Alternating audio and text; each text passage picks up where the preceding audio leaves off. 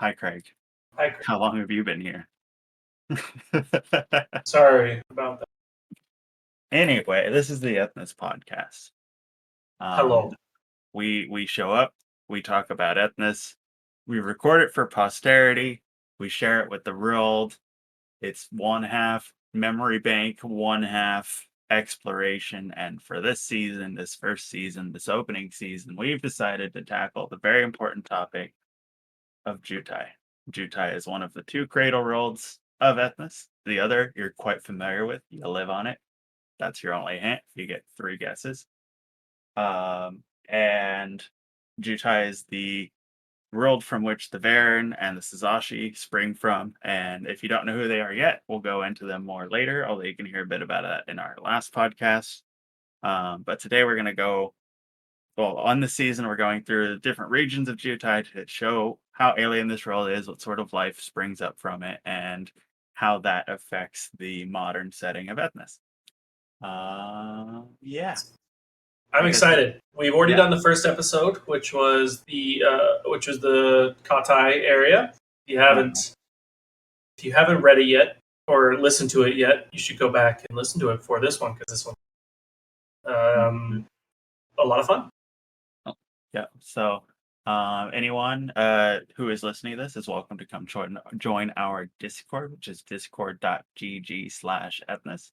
We hold this podcast every Sunday at variable times somewhat, but we put a time marker up on when we're going to do it, like a week ahead of time.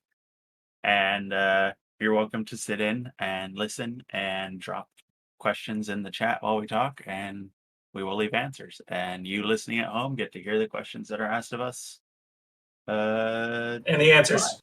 Yeah. All right. Yeah. So we've done a lot of talking about what we're doing, but who are we? Who are you? Who am I? Yeah, who are you? I'm Jackie. I'm the owner and director of Ethnis, of this setting. I have been working on it since I was a small child. It has gone through many iterations. It is old enough to drink and it shows. But it is just what I like to do. I have a background in game development and then like engineering, and now I'm a manager. So all of those skills kind of show through in how I run Ethnis. How about you? How are you? Who are you? What's up? I'm great, first off. And second off, my name is Perro, also known as Baron. And yeah, I've been a co-developer of Ethnis for around 4 years now. I've been working on Ethnis for 10 years, though, contributing either via gameplay, play testing, and all that other good stuff. And yeah, so that's about all they need to know about me for now. I'm sure they'll learn more later. Yeah. Yeah. As is all the intros they're getting. Next episode, we're just going to dive right into it. So if you be like, I'm Baron, this is Adam on, welcome to Ethnis. Yeah. Anyway. But with more stuff. Yeah. So, Tel Nege. Why don't you tell them a little bit about the region we're going to be covering today? You know what? We could do our loud of the article that we have as well. We could, and I guess we shall dive right into it then. Yeah. Do you want to do the quote, or shall I do the quote? I can do the quote. All right. Story time. The raw meat guide took me on a flyover first. Said it was the only way to really appreciate just how large the jungle I'd be exploring was. It was not an exaggeration. The Nege was an endless sea of green that stretched skywards, more like mountains than a jungle. It went on for as far as the eye could see, and only seemed to grow taller the further inland we went. We were not allowed to fly too low. Our guide said we could be attacked if we get too close to the canopy. Even at our altitude, I could see giant, vibrant life forms breaching the green foliage like dolphins in a ship's wake. It was an endless expanse of emerald, and if my guide was correct, the entire jungle was broken in layers upon layers formed over tens of millennia. So, Tel Nege is a landmass that comprises the entire eastern side of the main continent of Jutai. A massive coralline caldera formed right in the center of the landmass, which is home to the world's oldest Nege trees. This place is a wild and untamed jungle, even in the current era.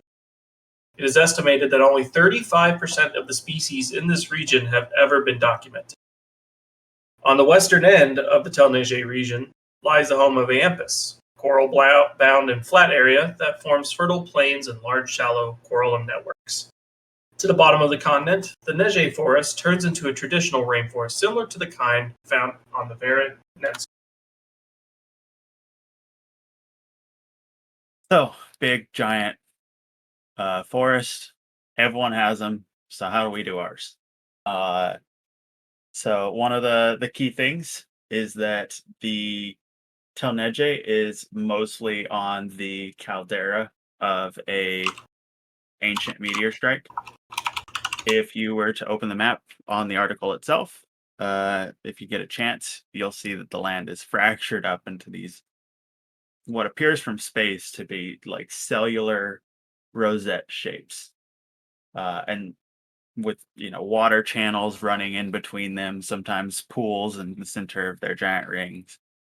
This is following this volcanic edge of this crater, and all these plants live off of the rich deep sea vents that they've been growing over for millennia. Below the water line is the coral of Jutai, which, as we explained in our last episode, most of the bedrock of the world is actually coral. There's very little actual stone landmass that is above ocean. Civilization and life has had to make do living on these slowly shifting growths of land.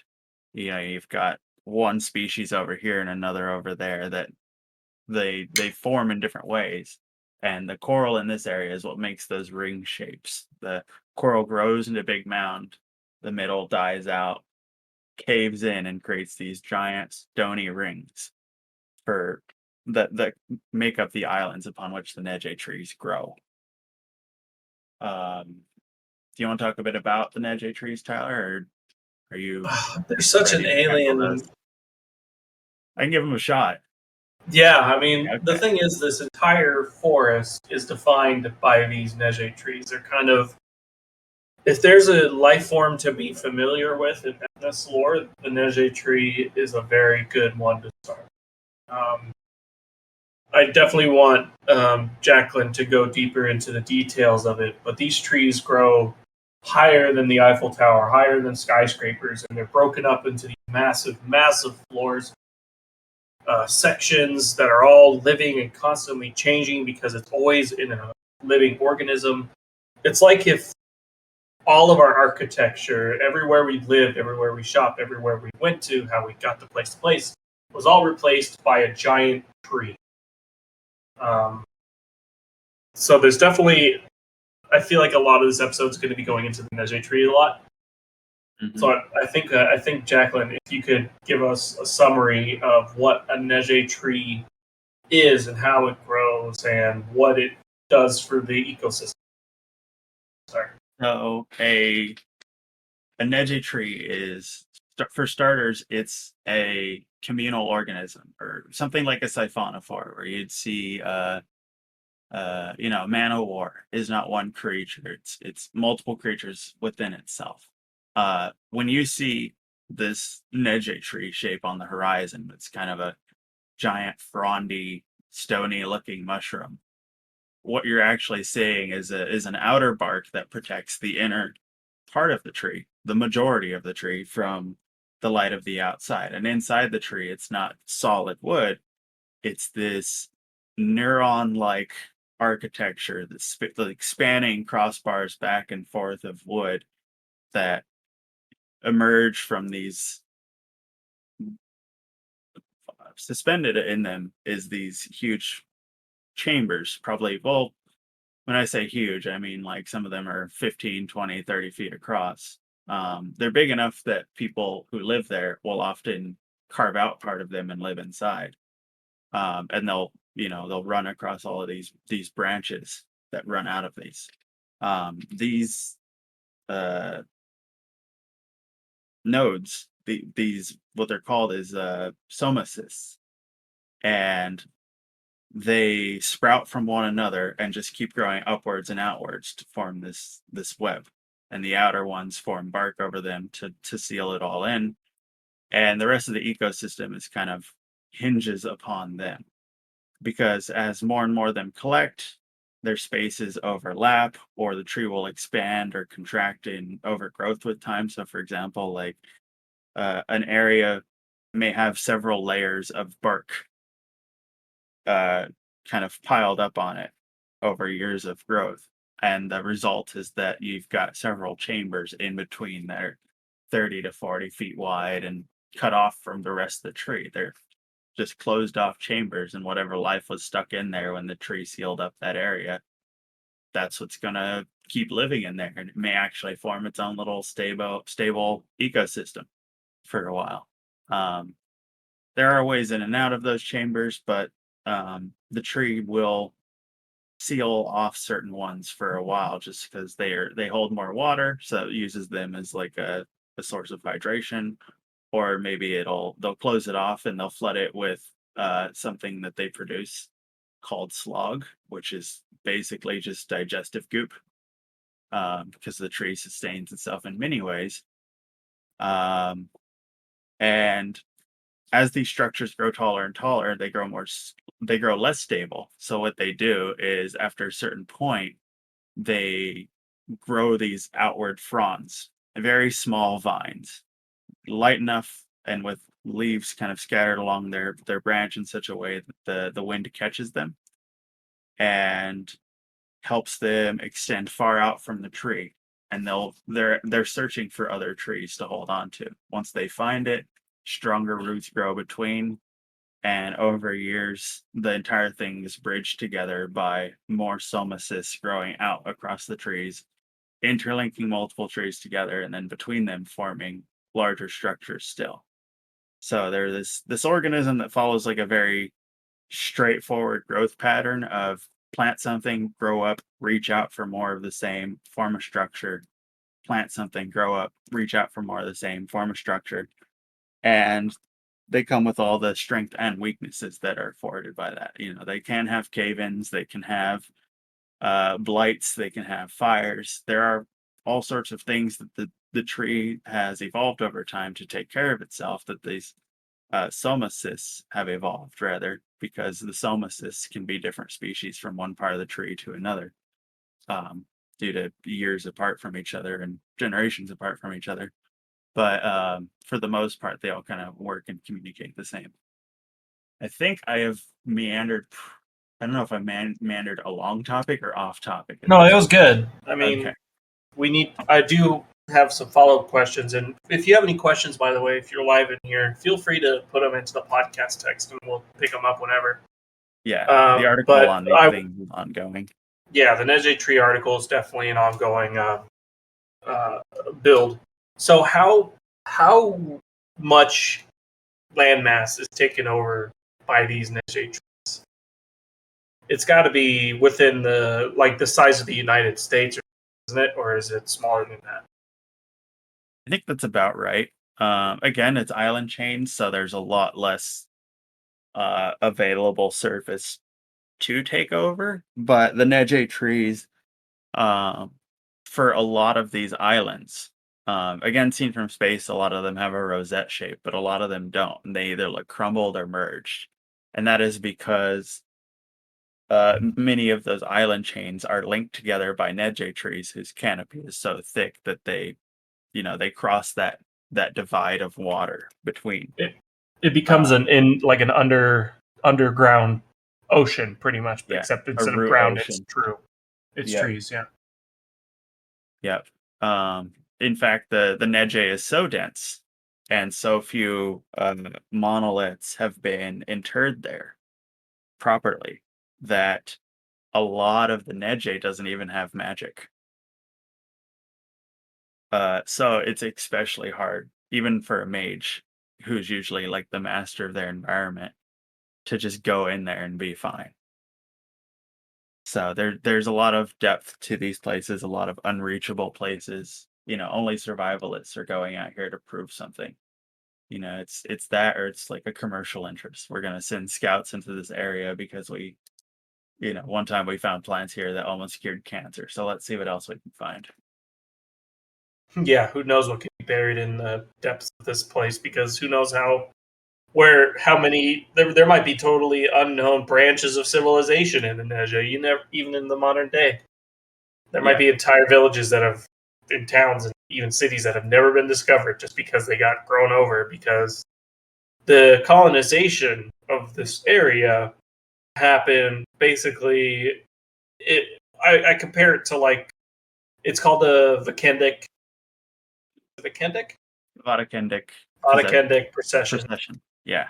And it's kind of like we talk about them like historians today talk about the Roman Empire or Yeah. the Egyptians. They're just the ancient civilization that once dominated most of the world. And they kept sending basically the Sasaki that they don't expect to be successful or have served their purpose into this giant jungle because they're like, well, none of us who go in there ever come out.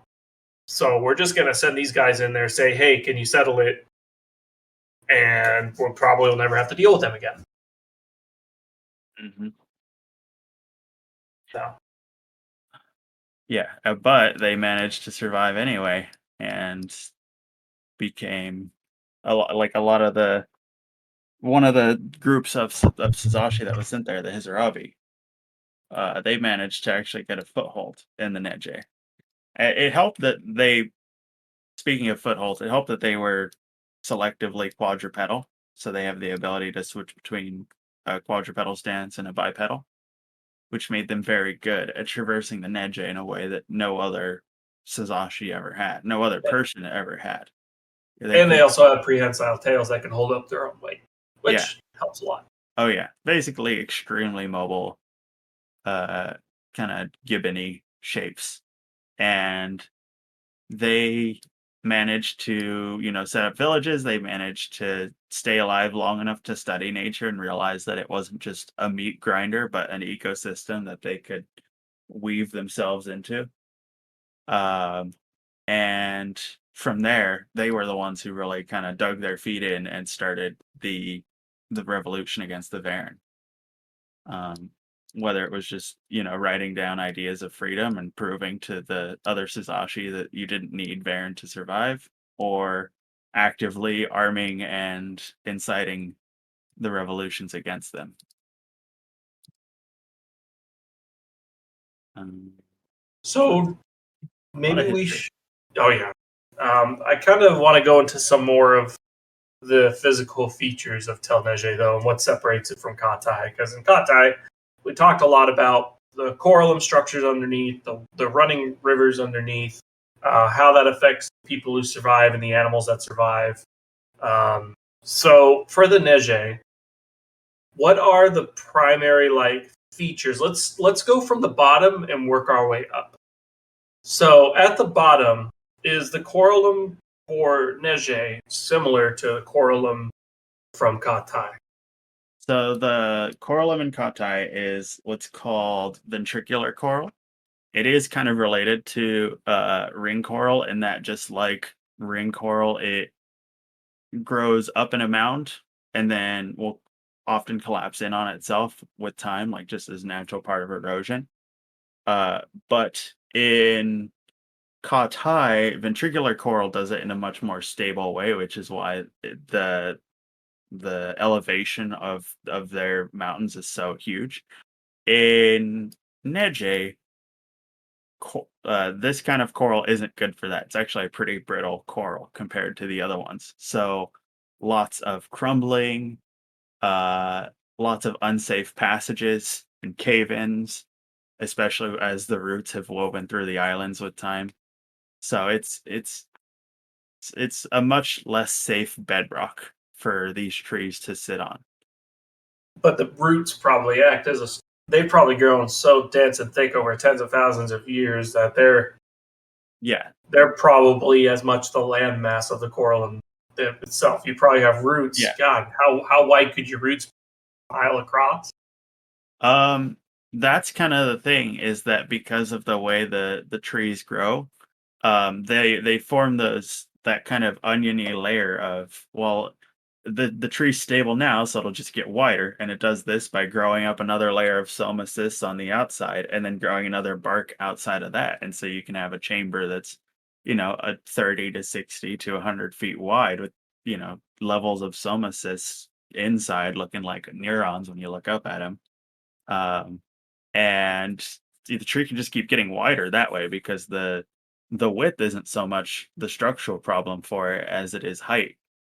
So you can just have these like huge lump islands that just like you're coming up on the island from sea and it just looks like this huge green mount. Hmm. And that's the tree, technically. Not even a mountain. It'd probably just look like an entire green ocean in itself, just because from enough of a distance. Yeah. I mean, yeah, even getting close to the island, you're probably going to see features of the tree sticking out of the water or, deep in the water below you. It'll be clean though. That water's going to be so clean. Oh yeah. Well, who knows what else is living in the water? True. So, Could be slimy. Slimy water. Terrible water. so all this coralum underground, obviously, it's still subject to the tidal forces of water being driven up and down vertically, Yeah. right? Yeah. So, is the water that comes up salty, right? Because it's seawater. Yeah. So one of the ways somacists work is they are very adaptive. They can kind of switch between several forms. And once they turn into one form, they're kind of stuck like that. But for the most part, like the base somacist can grow and then it can kind of figure out its purpose based off of like what's going on. If it feels sunlight, it knows it needs to make bark. If it feels water, it knows it needs to turn into something called a wog, which is basically this huge soft bodied root that it just grows down through the corallum kind of as deep as it can. It just keeps growing and growing over time. It grows itself all along the walls and encloses it and becomes a giant filtration system that gets the salt out for the tree. So it seems like desalination is an important feature in a lot of Jutai wildlife. Yeah. We haven't because so much of the water comes from this basically flowing Ocean. underground sea. Yeah. So the fact that we have these massive, massive desalination things. So does that mean that there's a lot of freshwater pockets above, or is it all in storage? It's in storage, but that doesn't mean it's out of access. So, one of the early inspirations for the Nege was I saw some game do, and it's probably a Sonic game, but like giant forest and then like water flowing down, waterfalls coming out of the tree. And I thought that was just the coolest thing. So the way I visualize it is that one, it stores it in some somacysts because it can turn some somacysts into bladders slash stomachs. Um, some of it gets stored in the bark, but every now and then it'll have an excess, or it just needs to move water from the top down. And I figured like it's constantly pumping water upwards. That's how you make sure everything's insured because it's not like there's a common brain somacyst that knows whether or not somacysts at the top of the tree of water. So they just keep constantly pumping water above. It's like, oh, I'm watered. I'll just move this on to the next guy. Um, and so when it reaches the top, if there's nowhere to go, starts raining back down and it'll cause waterfalls and rainstorms within the canopy of the tree as the tree rewaters itself. Or it'll just release it as vapor sometimes. So kind of a mix. So the top of this canopy can just become like a cloud stack as these storms break out within the fronds. That's pretty crazy, man. So you'd have like underground storm, or look like underground storm. Oof. I guess if things are condensing enough up top, yeah, you definitely get like at least rainfall. Yeah. Huh. And So as that rainfall goes down through the floors, it's going to collect in places more and more. And by the bottom, you've got waterfalls pouring back into the ocean, which will get weird because when you mix water and fresh water, or fresh water and salt water, it tends to make things a little uh, ecologically unstable at times. hmm. Yeah, it depends on how much filtration there is down there. So, one thing I think we haven't established about the Nege tree is how they sustain themselves. So we talked about water, but what about food, nutrition? So a lot of this leans on what I kind of touched on a moment ago, which is that uh, these somacists, they once they have what they need, they pass it on to the next one. So they have lines into the somacist from neighboring somacists, and they have lines out of themselves into other somacists. Sometimes this causes stupid dead ends and those somacists die because there's like an infinite loop of no one getting in nutrition, just like looping the same stuff until they die. But for the most part, it works out pretty well and everything moves upwards since they're usually passing resources to anything that's grown above them and taking it from anything that's grown below them. And so the way that works is that you've got the anything that's coming out of the ground or the corallums or the lower levels, that nutrition gets pushed upward. So what that is that'll be anything from the the corallum parts where it'll filter in the salt water and it'll filter in the planktons and other life. You've got anything that on any floor is absorbed by slog. And what slog is again, like I said, it's the digestive slime of the tree. Kind of just tends to put it out in certain areas if it feels basically if it senses there's a lot of life there and it needs food. But on top of that, I'm still working on more methods, but what comes to mind is that a lot of the plants in its ecosystem, it's able to take some nutrient from, whether it's because those plants grow on it and then through natural process die and rot back into the tree. So the tree itself has some sort of the bark can help process materials, or just because the tree waits and then just floods it with slog every now and then. The trickier part is making sure that food at the top of the tree can also come back down, and that's where the tree will usually just like it does with water, it just pours slog down. And that's not going to be like a rain usually so much as these kind of like small floods that just wash by and make sure that you're like wearing your rubber boots and your house is on stilts or whatever. But don't plant anything on the ground because it'll get eaten by that stuff as it rolls by. Yeah. Okay, Yeah. so we've talked a lot about the Nege. Is there anything else about the Nege tree you want to cover? Um, does it? Are there any questions that might help? Yeah, I don't think there is any question so far. Uh, but maybe we could. We're 30 minutes in about. Oh, well, okay. So we could start talking a little bit more about the people of Tel Nege, or the. Is there any specific landmarks in Tel Nege that we want to cover? So there's because civilization covers so little of the Tel Nege, um, they have very specific paths through it. A lot of it is probably surprisingly airships because the floors between the trees tend to stay kind of vacant so long as you're away from the bow of the tree itself. There's a lot of open air in there. Growth along the walls, along the roof, on the floor, sure, but there's a few chambers that are like um they tend to stack and they tend to be about I think it was probably a half a kilometer wide at the average, maybe Sure. less. Probably less. But they're decently sized so that people will go back through and open the floor between the floors. And they'll make airship routes that can just go vertically up and down, dirigible elevators. Um, We also talked about basically the potential of flood locks. So, like, because there are with a tree this big, you're gonna have roots that are big enough to fit like a vessel in, like a small vessel.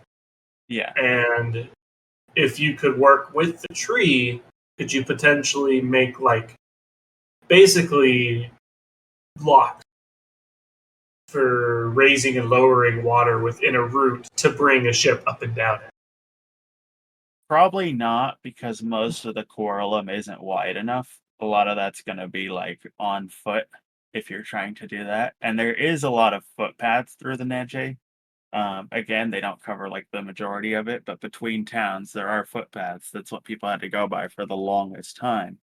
Usually you have some sort of climbing steed for that, but it's marked by these standing markers, usually bits of coral or fossilized tree that have been propped up and scrawled all over.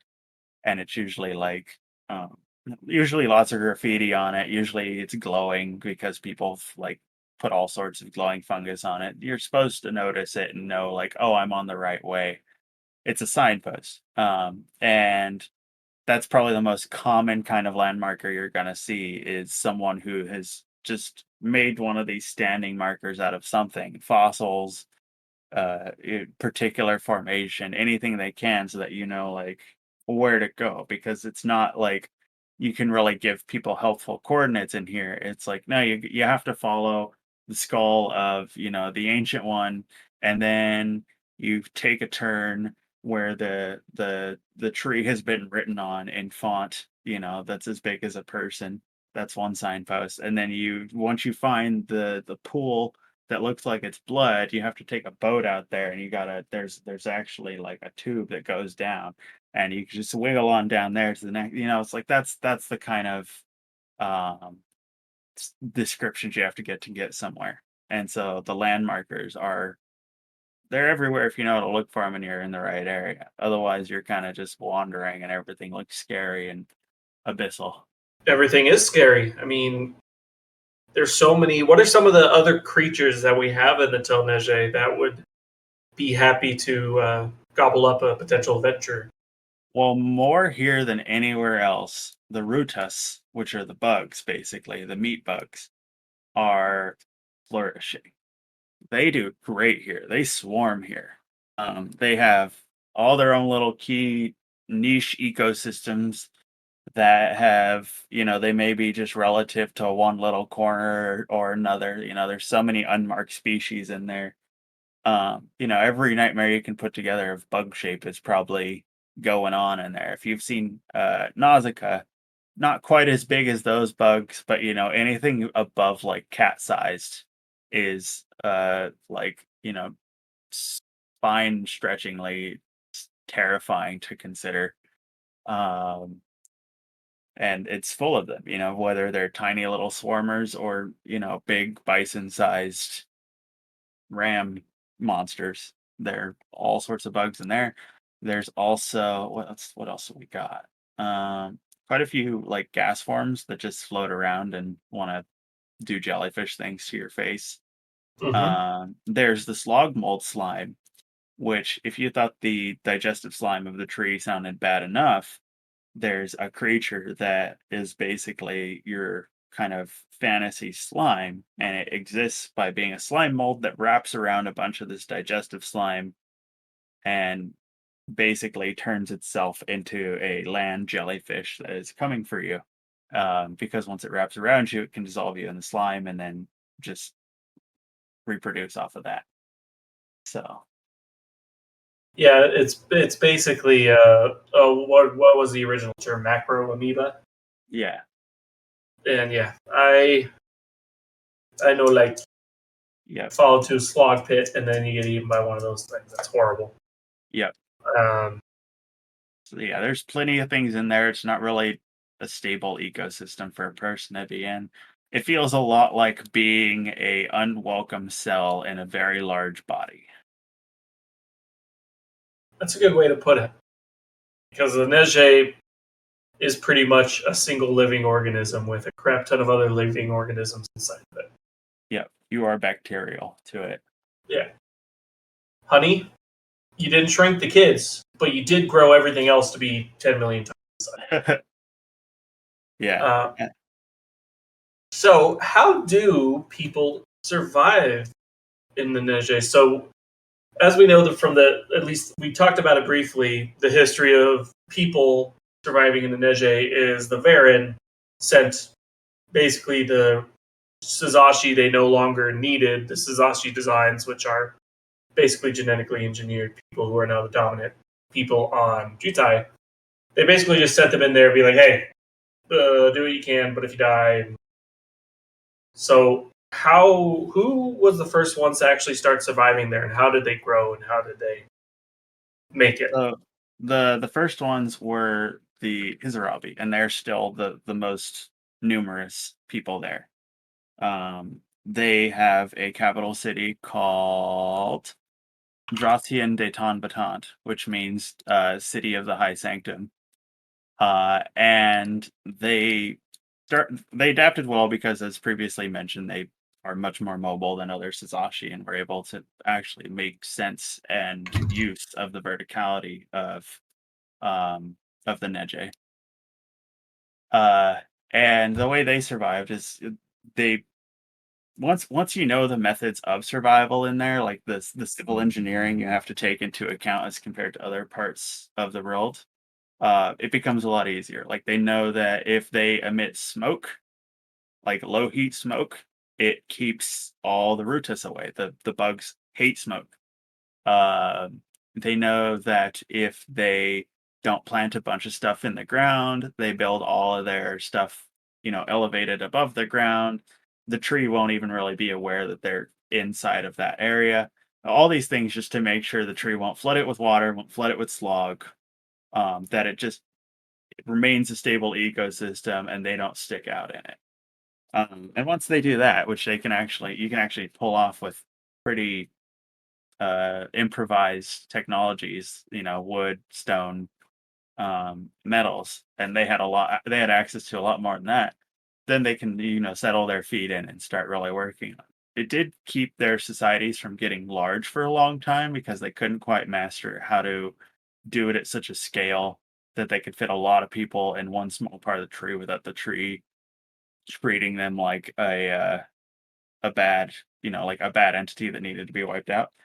But as time grew on, they were able to set up bigger cities, especially when they just started setting them up kind of outside of the tree. So again, the ring shape of a lot of the islands leaves a hollow in the middle, and most of those end up as being large lakes of water themselves. And so sometimes the Hizarabi live on water top cities in the middle of this, where the water's always calm because it's braced against the outside ocean. It's got tons of stone and tree on between it, the two, but it's still in the middle of this crater where it manages to get some sunlight down. So living inside the trees, usually limited on how big the towns can be, but you're closer to important resources because the Hizrabi have to live off of something, and so they farm, they hunt, they do everything else. They have industry. They just have to make it work within that space. Um, see. Oh, there was a question if star metal gathers in it. There is definitely gotta be star metal in it because of the crater. We haven't really. Let's give like a 2 sentence summary of what star metal is. Star metal is one of our concessions to sci-fi. It's a metal that is used for anti-gravity technology. Basically, it's something that's perfect for superconduction, which like maglev and stuff like that tends to need. So I put it on their planet, and it's one of the things that with magic they were able to push to its screaming limit and make some anti-grav out of. Okay, Yeah, cool. So, did we talk a little bit about the main Suzashi types that inhabit the Neje? the Hizarabi. I didn't really cover the So some of the other people that tend to live in the Neje, I think one will probably surprise you, but one is the Romi, which they basically had to retreat into the Neje when the Varens started turning on them too, and the Hizrabi helped them localize, and they were able to put the Romi's high strength and like protection instincts to use. And then the other one that the Romy kind of brought with them sometimes is the Fecha, which are Really?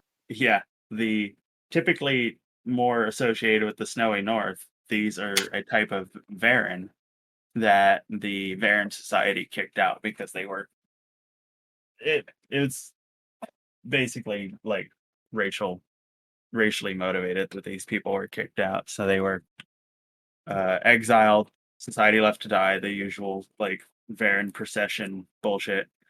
And the Sazashi were like, "You're Varen, but you got screwed over by the Varen, so you're one of us now." And they helped adopt them. And They the gave fate. them a complimentary set of very long, like synthetic ears, and said, "Hey, rats, 10 people who lived in Tel Nege. One will surprise you. You won't believe the last one. Varen? Wow." Although down under the ocean, you do tend to have a lot of Varen as well because you have the Luea, Oh which yeah. are the amphibious Varen. Um, the first Savant made by the Varen before even the Sazashi.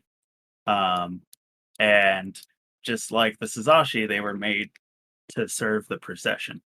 And the specific use of the Luea was that the Varen sent them underground into the caves of the Corallum to figure out like how deep does it go.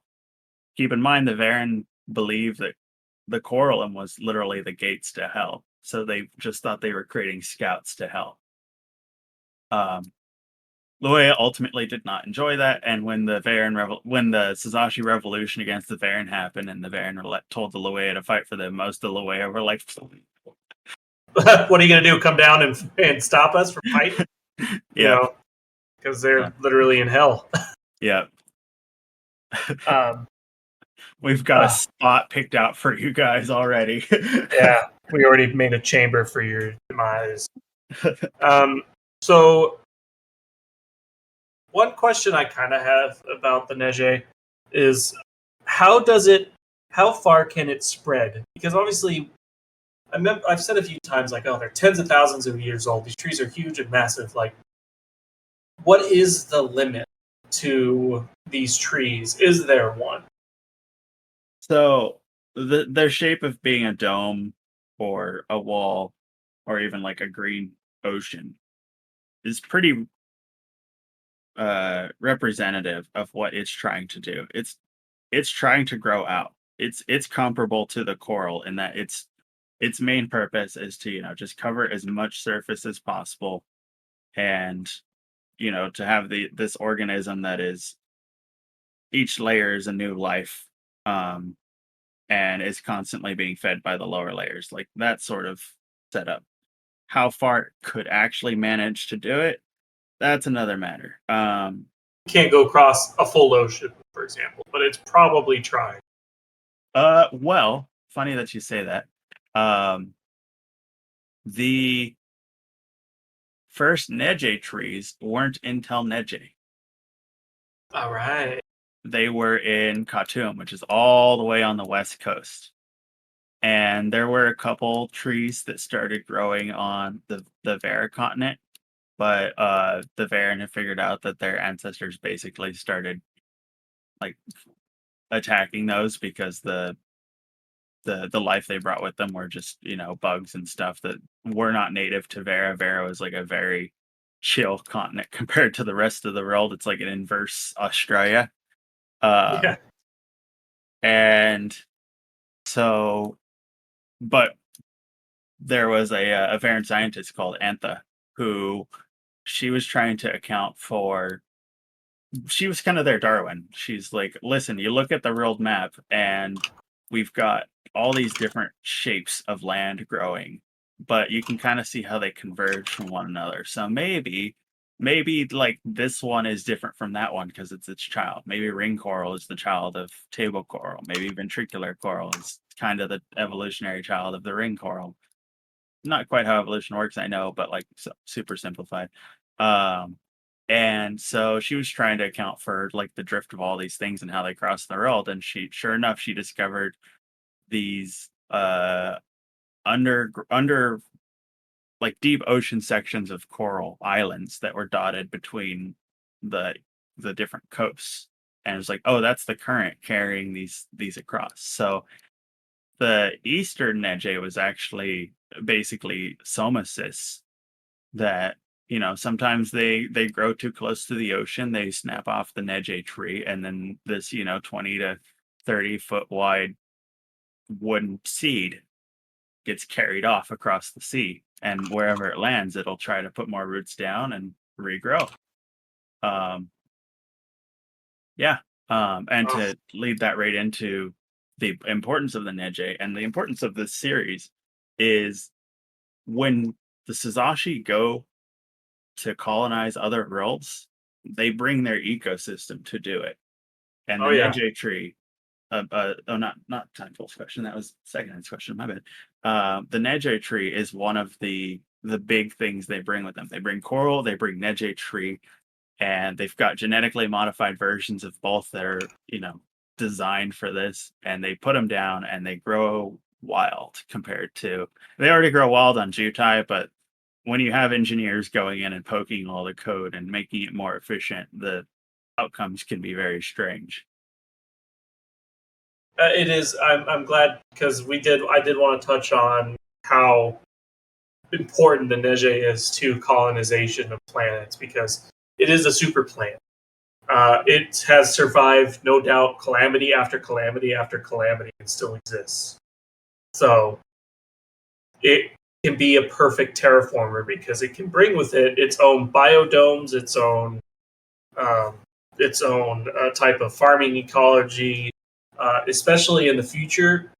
The amount of I imagine how insane that these Neje tree grows can get now that they're being grown on entirely new soil with all the technology of the Banner era around them.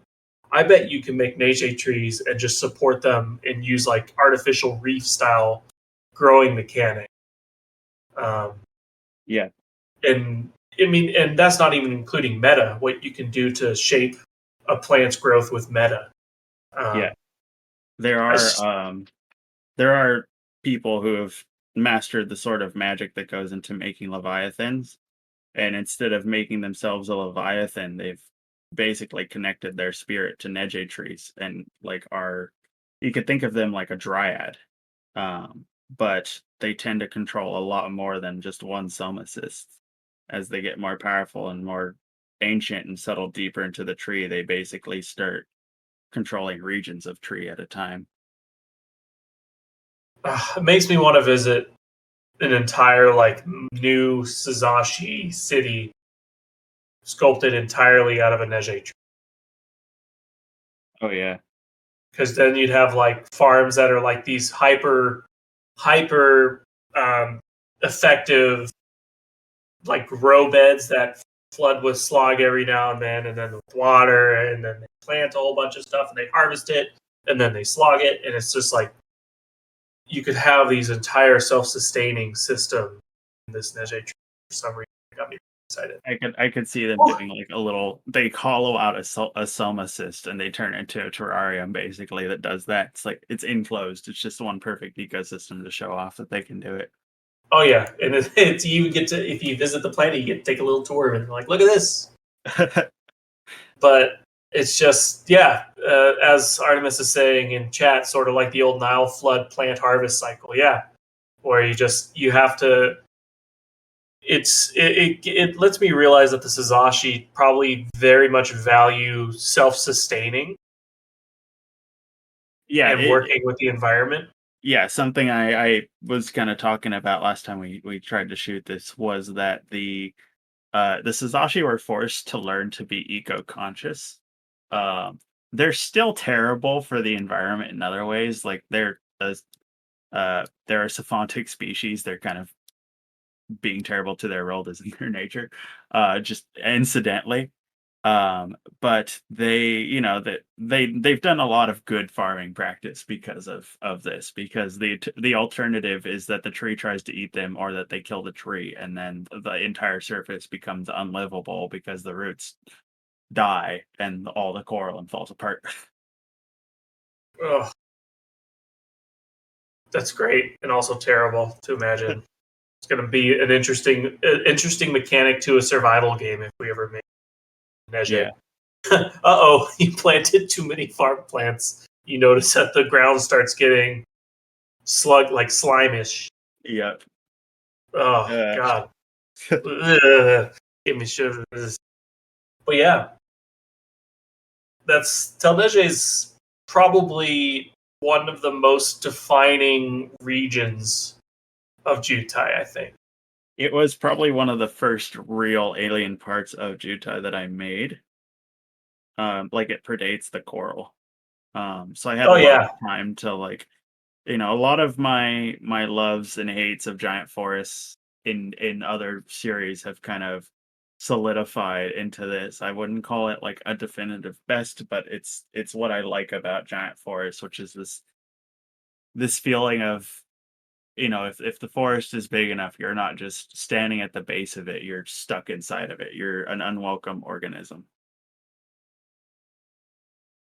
Ugh. Ugh. It's great, but I hate it.